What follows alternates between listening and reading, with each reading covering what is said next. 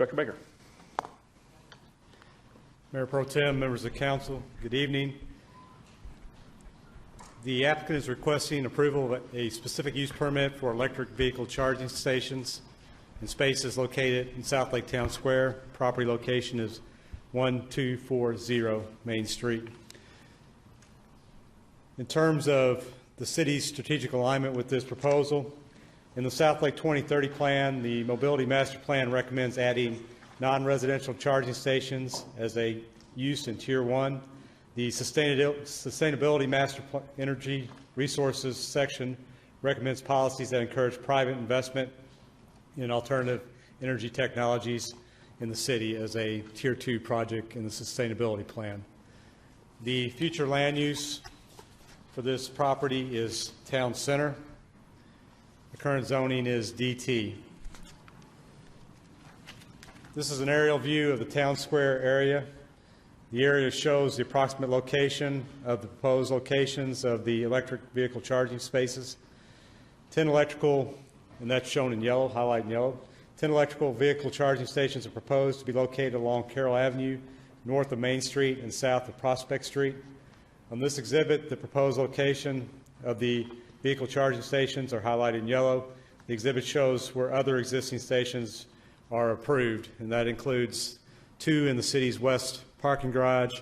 There's 4 in the east parking garage, and there are 5 EV stations behind the new Tesla showroom. This application first came to the Planning and Zoning Commission on August 17th. The P&Z's request at that meeting was to provide taller shrubs. Indian hawthorns were initially proposed as a screening, vegetative screen along Carroll. The applicant responded with proposing dwarf burf hollies. The P&Z did ask that the equipment enclosure be changed from the Trex seclusion composite fence. The applicant proposed a split face block, which I'll show you an example on a upcoming slide. They did make that change. Also, the P&Z asked that the applicant explore potential locations, other locations in Town Square for the charging stations. And I'll let the applicant explain the process they went through, but based on lease agreements and other factors, this was the preferred location for the charging stations. So this is the revised site plan that came out of P&Z. Some of the major changes included expanding the changes the vegetation, the wall, and they also expanded the vegetation all the way up to the north to the parking lot edge. This is a color enhanced site plan, and I'll point out some of the details of the submittal. The 10 proposed supercharged EV stations are shown by the red circles. The proposed screening shrubs are indicated by the green line. As mentioned, the shrubs will be the Burford hollies. In addition, there'll be 2 Chinese pistache trees as shown by the yellow circle in front of the equipment yard. The enclosure for the proposed dedicated electric transformer and the Tesla supercharger cabinets is shown in blue. And as mentioned, that facade material did change. The proposed split face block retaining wall is shown around the transformer area, is shown in gold. The landscaping, as mentioned, has been changed. Also, the height of the trees were raised in order to provide adequate screening. This site plan just rotates 90 degrees but provides some additional details on the proposed site plan. A little bit more detail. You can see the shrubs, the charging station locations, the wheel stop, the electric transformer, and the equipment enclosure. There are 2 accessible spaces that are being provided. These spaces must be 96 inches wide with 36-inch wide accessibility route, and the applicant has provided those. These are some photo enhanced simulations of the proposal. This is a view looking west to North Carroll Avenue. You can see the perspective in the exhibit in the upper right-hand corner of the slide. This is a view from the east from North Carroll Avenue.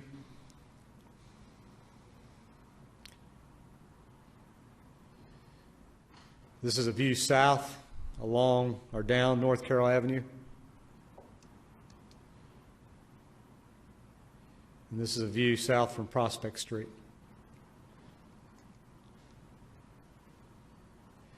This is a view east from North Carroll.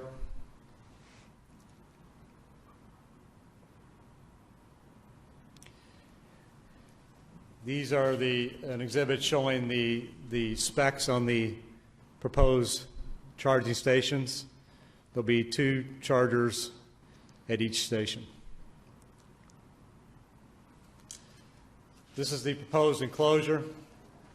This is the detail of the split face block that's proposed. The gates will be painted the same color as the brick facade. This is an exhibit for the retaining wall and the type of masonry material that will be used. And this is a proposed elevation looking back toward Carroll.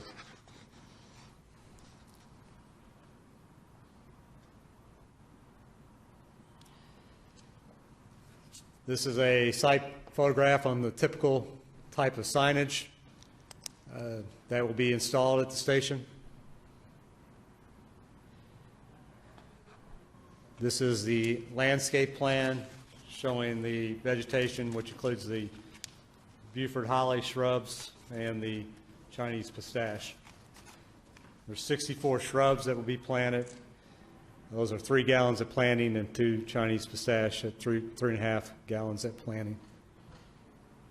And then just a couple of site photographs of the current conditions.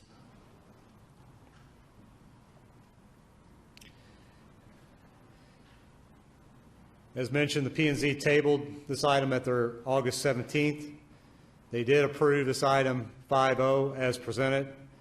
They did tie the specific use permit to the Tesla store lease, and that included any extensions or option periods.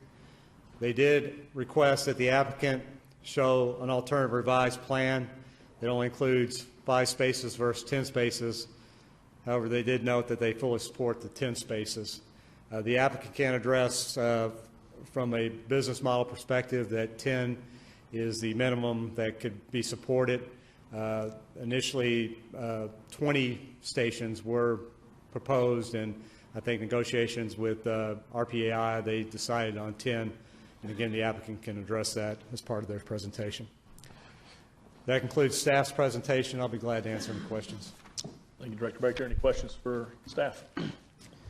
Can you answer, maybe it's for RPAI, how would those stations be managed in a situation like an Oktoberfest where all that area is family zone and it all kind of gets blocked off? The applicant will be prepared to address that. Staff did provide a couple of photos that we took of how we are managing our parking spaces in the garage through signage and pavement markings. And then the photo in the middle is how Tesla is managing the charging stations behind the showroom today. And just to make sure we're all level set, these 10 chargers specifically will charge Teslas, correct? And not other electric vehicles. But Yes, the ones in our garage will charge any electric vehicle. Yes, if you have a Tesla adapter, they will charge the adapter, not at the same rate as these, obviously, but And they will these, charge. just as a point of clarity, because I don't know if everybody was on council during these discussions, but this is really part of almost a stepwise approach that we've talked about for a long time about superchargers and becoming a destination where people can map out where a supercharger is and potentially come to our town center. And so this is all part of a plan, part of a process. Yes, sir. Okay, thank you. Is the representative of the applicant here tonight?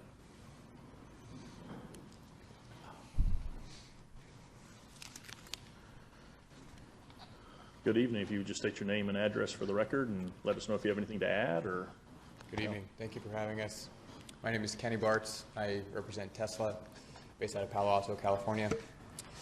And I'm here to answer any further questions that you guys may have. I know you have gone through a few different review processes already, so I'm here to answer any remaining questions.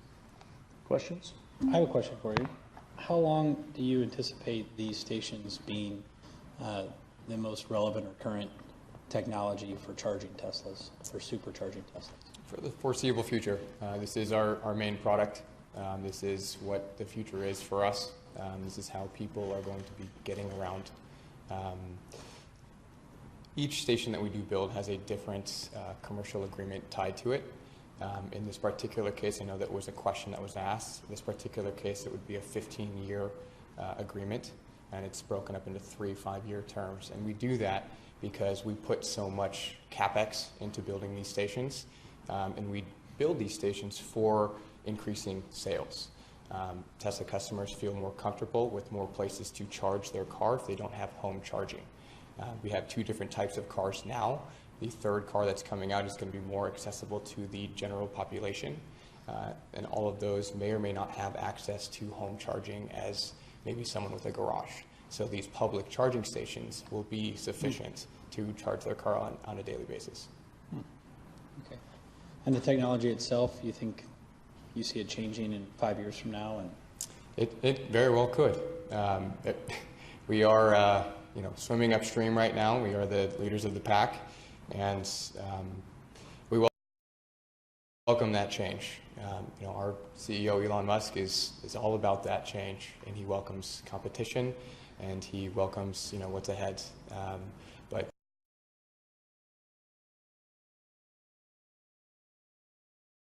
for now, we're going to continue plowing the way here. so, just one more question to this, and is there a potential, or would you see in the forecast where these Tesla charging stations would be compatible with other vehicles? I can't answer it right now. The answer is no today, but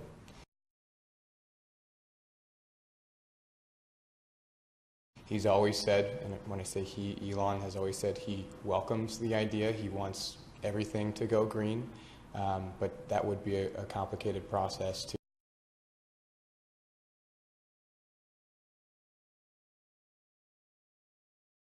to open up our network to other manufacturers. Okay. Thank you. So just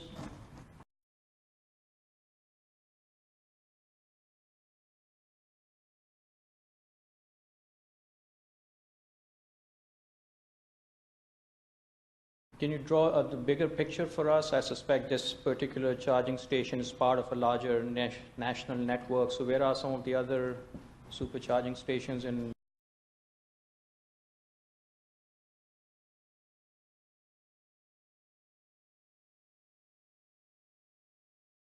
DFW, and how does it connect with your national? Yeah, it's a great question. So what we have done is we built out our nationwide network where you can use a Tesla and travel cross country. In the DFW area right now, the closest one is Arlington, Texas. It's another 10-stall station, almost identical to this proposed station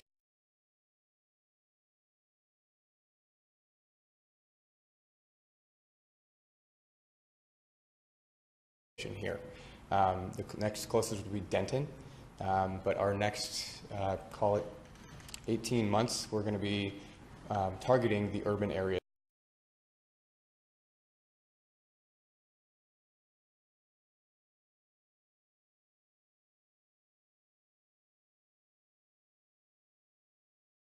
Which would be all the major cities and in shopping centers, just like the proposed here.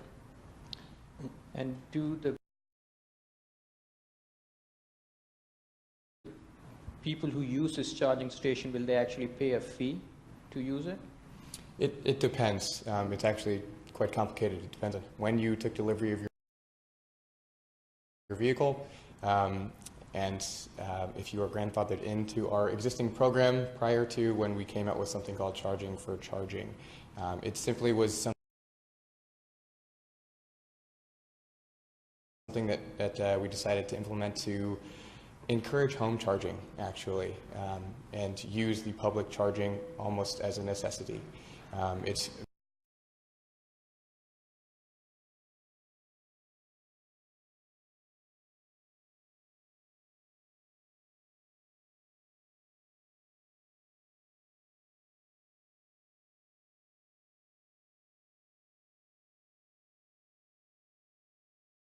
still very minimal.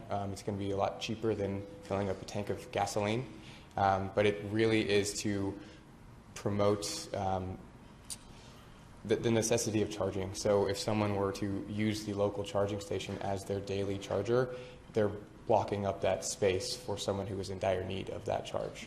So that's why we implemented a fee, a small fee, and it's actually worked out quite nice. I know that there was a question on the last discussion to reduce it down to 5 charging stations, and we have really moved forward with a 10 stall minimum for any of our new sites, just because the demand for the recharge has become so popular. We like to use the analogy of driving to Costco and sitting in line and waiting to fill up your gas tank. That's what some of our California-based stations are seeing, because they were built too small. Too many Teslas all needing a charge at the same time. So we're proposing 10 so that we can stay ahead of that and not have a bad customer experience. So will that transaction of fee, will that happen locally, or is that with some sales tax implications for us? There wouldn't be a sales tax implementation, unfortunately. There's no transaction at the station. It's all through the car, actually, and tied into what's called their My Tesla account, which is online. That's a shame. I have a comment that'll lead to a question. I align very much to what you're saying about the number of stalls. If you drive that area, I mean, unless it's the 4th of July event, Christmas in the Square event, or perhaps Oktoberfest, those spots are never used. I mean, they're 100 yards to the corner of the closest retail establishment. And so I like the idea of dedicating and making sure we have enough, for folks. It leads me to my question, and that is, and I asked staff a little bit about this yesterday, because those events draw large crowds twice, 2-3 times a year, where every parking space is taken, I actually want your spaces to be somewhat protected, because I don't want somebody driving here from a distance, making a great set of plans to come to Southlake, enjoy the event, recharge, and keep going, and they roll up and there's 10 SUVs sitting there. And so I guess my question would be, have you thought through how you might want to put signage there? For me, it's pretty intuitive. If I saw a big Tesla charger there, that would be pretty intimidating for me to just roll in and park. I would think I would be in a place I probably shouldn't be. But what about you from a signage standpoint? How do you want to protect those places? My name is Jason Cassell. My address is 1560 Southlake Boulevard. I'm with RPAI. We want the signs to say Tesla charging, and that's it. And they will not have the word only, and we will not police those.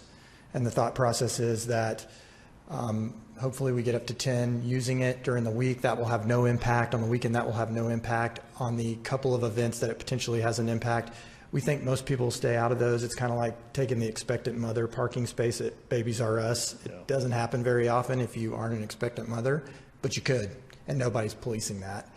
And I think really the only event that it could impact is Oktoberfest. And Oktoberfest serves the environment. The environment does not serve that event. And if we ever get to a point where that's the case, we will no longer hold Oktoberfest at Town Square. So we think this is beneficial to Town Square year round. And we don't consider the impact for Oktoberfest in any way. Right. I think that's the best way to approach it is I think that's good signage. Most people are going to respect that. My personal opinion is if this gets approved, if it becomes a problem, we need to probably talk about it some more, because I really, just as we were one of the first cities to approve the, what do you call them, the water collection, those cauldrons, the cisterns, to be green and to show that, that's a great example of what we want to do here as well. I just want to make sure that your folks driving the Teslas have the opportunity to use them. So, Other comments or questions? Okay. If we, Shafi, you look like you're thinking. No, you good? All right, he's good. Got the thumbs up. So we'll call you back if there's any other questions. Thank you. This is a public hearing. I'm hopeful that Mr. Bowler is going to come forward and give us a couple comments as our resident expert. I feel like we were really left out if you didn't. Hi, I'm Rick Bowler, 551 East Dove Road here in Southlake. Thank you for considering the supercharger here. I think it's going to be awesome for Southlake. It sounds like your questions were answered satisfactorily. But since we saw each other in February, I wanted to update you on a couple of statistics. When we met in February, there were 1,100 Teslas in North Texas. Now there are 1,800. So we're growing 500 to 700 in 7 months now. So that, I think, is really showing why Tesla's proposing 10 spaces. I heard the rumor about 20. As an owner, I would have liked 20. You would like 30. I mean. Sure. And not to get in the way between the applicant and the council, but if you'd like to let them just meet with Mr. Baker and his team to get an extra 10 without coming to another SUP, I think that would be awesome.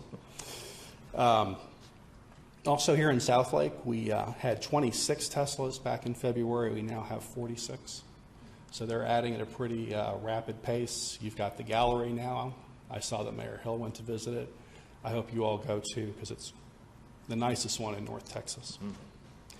One of the things which is most interesting about this is the economic impact to Southlake.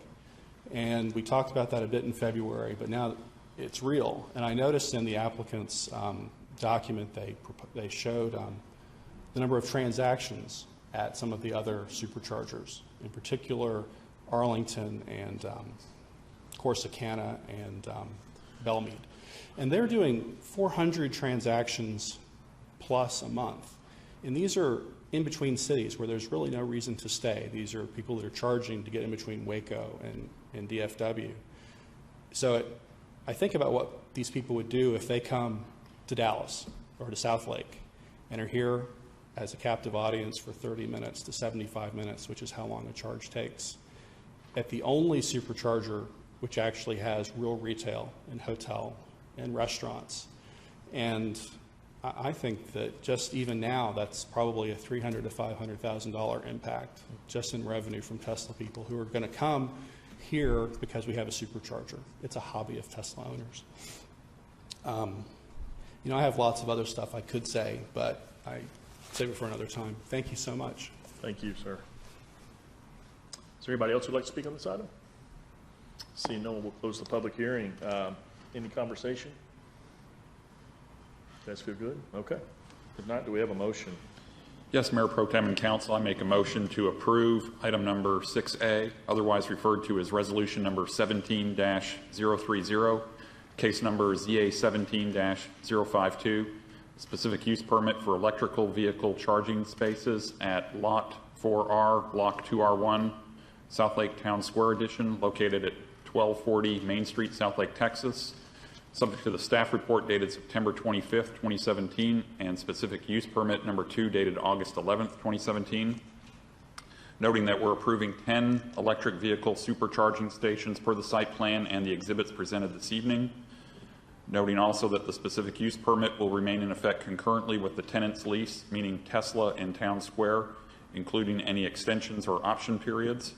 And also noting that the installation of the electric vehicle charging stations shall adhere to any fire marshal safety requirements.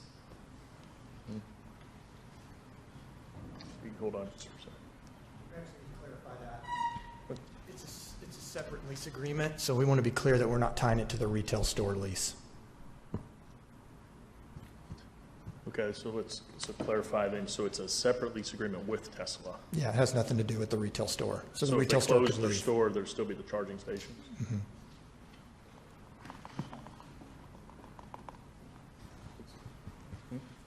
You can just set it for a straight period of time for 5 years. I think that was, or any length of time, or you can set it for long or whatever is council's Not discretion. just delete the part about. Okay. Can you repeat that, Director Baker? I said you can set a time period on the SUP if you'd like to see it after a certain amount of time.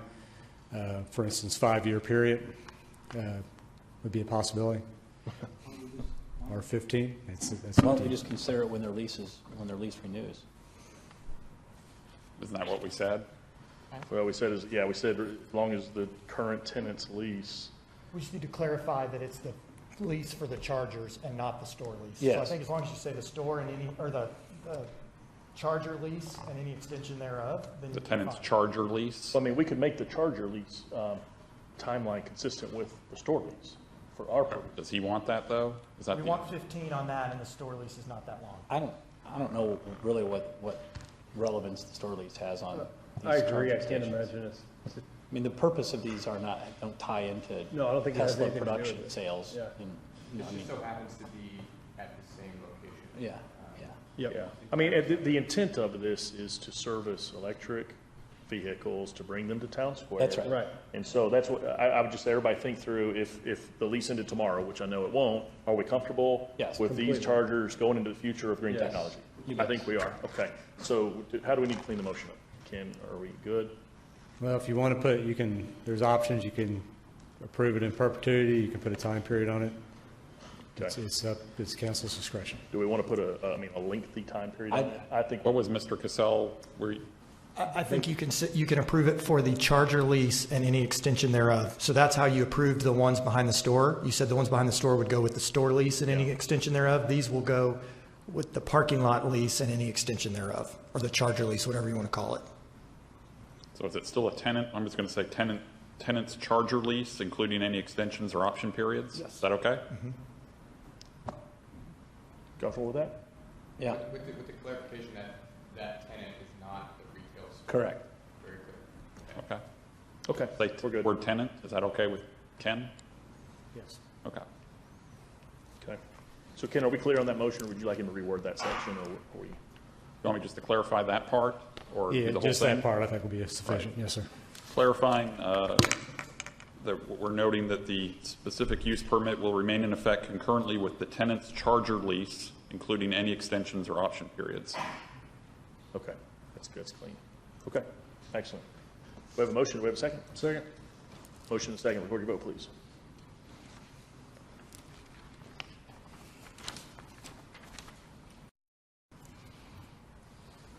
Okay, that item passes 6-0, congratulations.